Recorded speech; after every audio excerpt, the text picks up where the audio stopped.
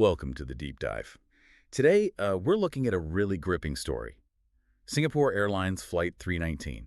It started as just a normal 13-hour flight, London to Singapore, but, well, things escalated fast into a major fuel emergency. Yeah, a really close call. Our goal here is to sort of unpack the rules around aviation fuel and see how these incredibly intense, kind of unpredictable storms pushed a very experienced crew and their Boeing 777 right to the edge. And the initial forecast wasn't that dramatic, was it? They knew about afternoon storms, but expected things to clear up.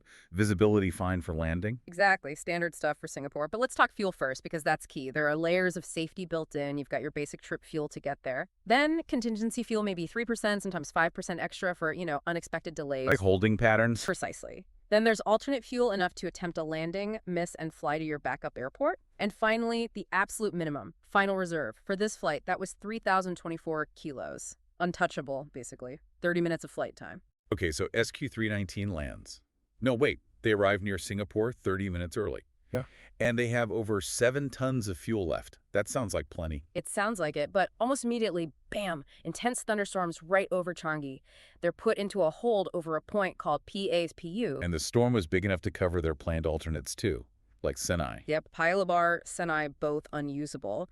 So the captain quickly thinks, okay, new alternate, Batam, Hang Nadim Airport, closer. But while they're holding burning fuel, things at Singapore Airport itself are getting worse. Much worse. Visibility dropped to 500 meters. The wind was wild, gusting, shifting 180 degrees.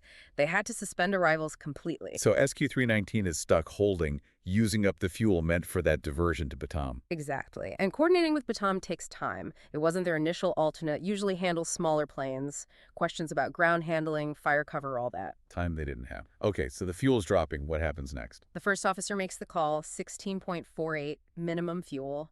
They're probably around 4,500 kilos then. And minimum fuel. That's just a heads up, right? No priority yet. Correct. It tells ATC, look, any more delays and we will eat into our final reserve, but it doesn't jump you up the queue.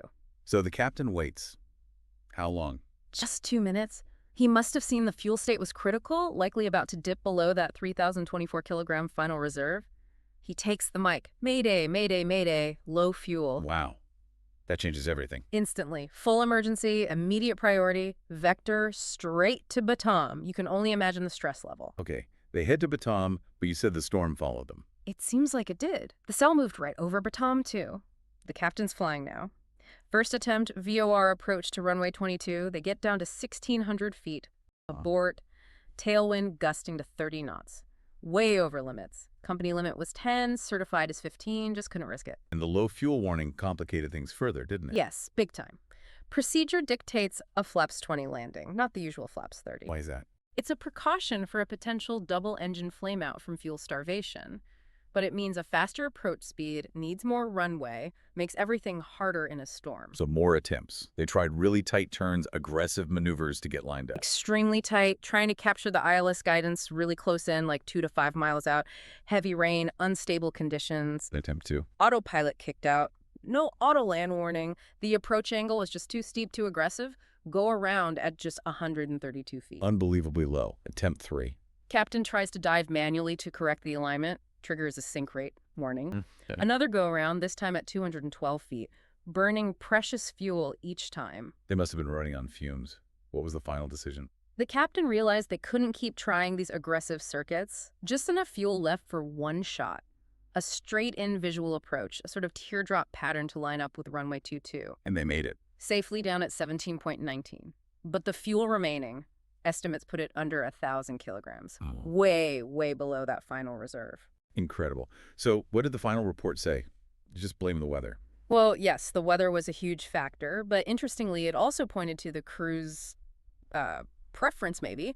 They're leaning towards landing at Singapore, their destination, rather than diverting much earlier to somewhere further but clearer like KL. That's a tough call for any crew, I imagine. Absolutely. And here's something really striking. The report explicitly mentioned climate change. Really? In an air accident report? Yes. It noted that the increasing intensity of storms is a growing factor, challenging procedures, challenging pilot decisions.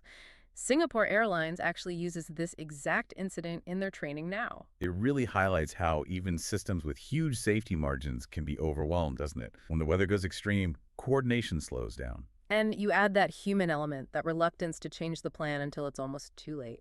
That 2-minute gap between minimum fuel and Mayday. Hmm. It wasn't just about fuel quantity. It was about crossing a mental threshold. Something for all of us, perhaps, to think about: what's the real cost of waiting just that little bit longer?